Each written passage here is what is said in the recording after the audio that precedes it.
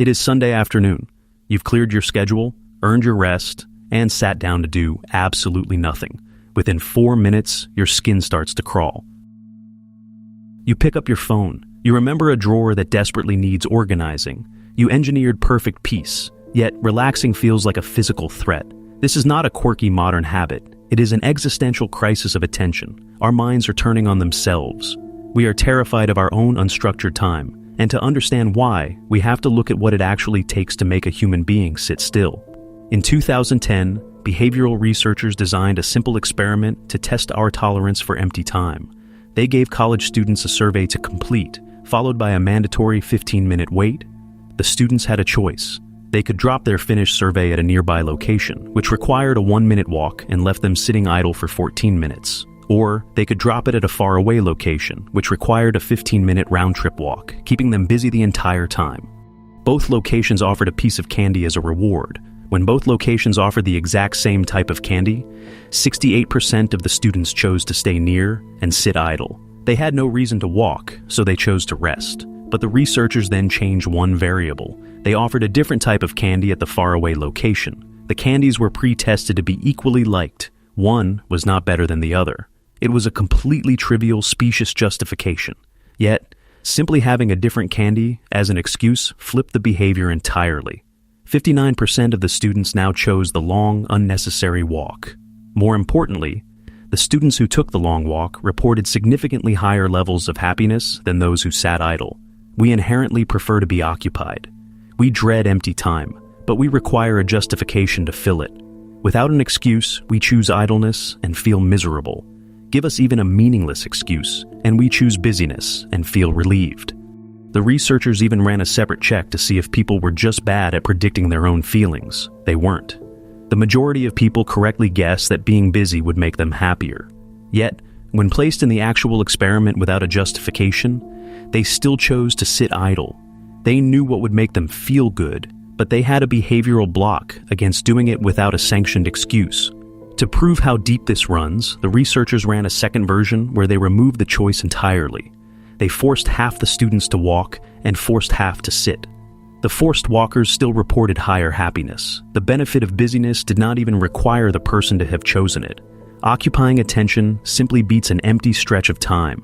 Though this 2010 experiment remains an unreplicated standalone, it perfectly isolates a behavioral reflex we all instantly recognize. There is a famous story in airport design. The Houston airport, as the story goes, fixed its baggage complaints not by speeding up the bags, but by making passengers walk 6 times further to get them. Passengers were reportedly waiting 7 minutes at the carousel and filing complaint after complaint, so the airport moved the arrival gates away from the main terminal. Passengers now walked for 6 minutes and waited for 1. The complaints, so the story goes, all but vanished. We do not actually hate waiting. We hate waiting without a justification. Your brain would rather walk a mile than sit still for a minute. But why do we need the excuse? Why is doing nothing so psychologically punishing that we will invent chores just to avoid it? The answer lies in a phenomenon called the action bias. In 2007, researchers analyzed 286 penalty kicks from elite professional soccer matches. A penalty kick happens so fast that the goalkeeper must decide which way to dive before the ball is even struck. The math is incredibly clear. Because kickers often aim for the middle, the statistically optimal strategy for a goalkeeper is to stay dead center. A goalkeeper who stays in the center saves 33% of the kicks. A goalkeeper who dives saves roughly 13%. Staying still is 2.5 times more effective. Therefore, you would expect elite professionals to stand their ground. Instead, goalkeepers dive left or right on 94% of all penalty kicks. Elite soccer goalkeepers dive left or right on 94% of penalty kicks, even though the math says they should just stand still. It is called the action bias. The researchers explain this through norm theory. It is about anticipated regret and social justification. Kahneman and Miller's norm theory dictates that our emotional reaction to a failure scales with how easily we can imagine doing something else. The perceived behavioral norm for a goalkeeper is to jump. If you dive into the dirt and miss, the crowd applauds your effort. If you stand perfectly still and miss, the crowd demands your resignation. Economists argue that if you model the kicker as an adapting opponent, the goalie's statistical mistake practically vanishes. But the math doesn't change the psychology. We dive because the regret of standing still is simply too heavy to bear. Failing while doing something looks like a tragedy. Failing while doing nothing looks like your fault. We apply this exact same emotional calculus to our unstructured time. We fill our rest with trivial tasks. We scroll, we organize, we answer non-urgent emails. We take the long path for the different candy. We do this to protect ourselves from the anticipated blame of doing nothing. Action, even useless action, feels like a shield. The brain doesn't generate this discomfort as some evolutionary survival instinct. It operates on two distinct cognitive levels. First, there is the function of boredom. Boredom is not a glitch, and it is not simply having nothing to do. It is a highly specific attention regulation signal. Cognitive scientists define boredom as the aversive state of wanting to engage your attention, but being unable to. It is the psychological equivalent of physical pain. Just as pain tells you to pull your hand away from a hot stove, boredom is an alarm bell that rings when your current environment is stagnant. It is designed to make you uncomfortable, so you will abandon a disengaging environment and hunt for a new one. But the second mechanism is far more profound. When you remove all external tasks, your brain does not power down. Instead, it shifts activity to a specific set of regions called the default mode network. Discovered by neuroscientists in 2001, this network actually deactivates when you are focused on an external task and flares to life the moment you stop. For decades, neuroscientists thought your brain powered down when you stared blankly out a window. They had it exactly backwards.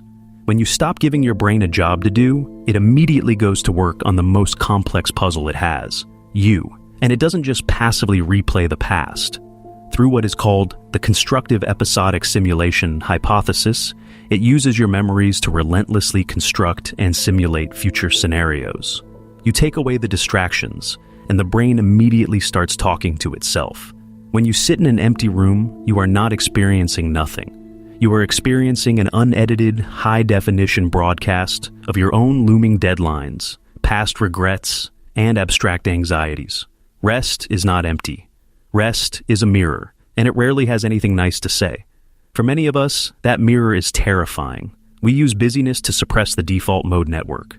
We use external tasks to drown out the internal broadcast. But there is a reason this feels so much harder to endure today than it did 20 years ago. In 1974, psychologists Solomon and Corbett mapped a phenomenon called opponent process theory. Every time you experience a spike of pleasure or high arousal, the brain initiates a counter-response, a B process, designed to pull you back to equilibrium. But this opposing force is sluggish. It stays active even after the stimulation stops, dragging your mood slightly below normal before it settles. If you flood your brain with high-frequency digital stimulation, rapid-fire emails, algorithmic feeds, constant notifications, your brain's opposing process strengthens to handle the load. It builds a tolerance. While this is a textbook mechanism in addiction psychology, and applying it directly to smartphones is an extrapolation rather than a directly measured neurochemical law, the behavioral pattern is identical. When Sunday afternoon finally arrives and you plunge yourself into an environment of zero stimulation, your brain doesn't register it as peace. It registers a massive, uncomfortable deficit. Ordinary rest feels like withdrawal. And this explains the most frustrating part of the Sunday afternoon paradox. When you finally break and pick up your phone, you aren't even having fun. For decades, science assumed dopamine was the pleasure chemical. It is not. In 1998, neuroscientists Barrage and Robinson proved that the brain has two entirely separate systems for reward. Dopamine mediates wanting, the incentive salience, or the motivational pull toward a cue. A completely separate neural system handles liking, the actual hedonic pleasure of the experience. This dissociation is the key to the modern attention crisis. You can find yourself trapped in a 2-hour scrolling session, feeling entirely numb, yet completely unable to put the device down. The wanting system is firing at maximum capacity, demanding you occupy your attention, even though the liking system checked out an hour ago. You are compulsively reaching for a shield. If you are finding value in this perspective, a subscription tells us to keep digging. But the real question remains. If boredom is just a neutral attention signal and the default mode network is just standard cognitive machinery, why does idleness feel like guilt? It is tempting to dismiss this entire phenomenon as a byproduct of modern capitalism. If we just lived in a different system, the argument goes, we would naturally exist in a state of peaceful leisure. The data does not support this. In 2019, a massive cross-cultural study tested this exact preference across 11 different countries. In every single one, participants preferred doing an activity over sitting alone with their thoughts. Anthropologists have even documented this in remote, non-industrialized communities. A 2007 ethnographic study of the Warlpiri people in Aboriginal Australia found that while they had no native lexical word for boredom before adopting the English term, the underlying restlessness, the discomfort of unstructured time, was absolutely present. The biological reality is broadly human. We are a species that gets itchy when we sit still. But the threat of rest, the guilt, is a cultural construct. Because culture weaponized the signal. In 2017, consumer researchers published a landmark study on the conspicuous consumption of time. They found that the ultimate status symbol of the modern age is no longer a luxury watch or a sports car. It is a lack of time. If you tell someone in America you are so busy, they hear, "I am important." If you say it in Italy, they just feel sorry for you. We didn't evolve to fear rest. We built a culture that treats leisure as a failure, and we trapped ourselves inside it.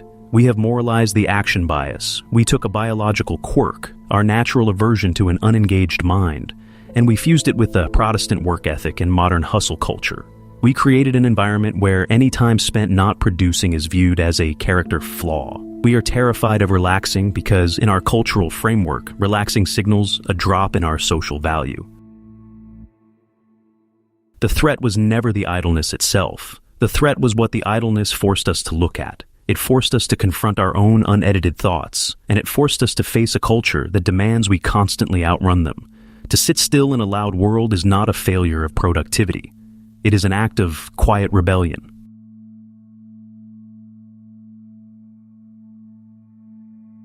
No audio.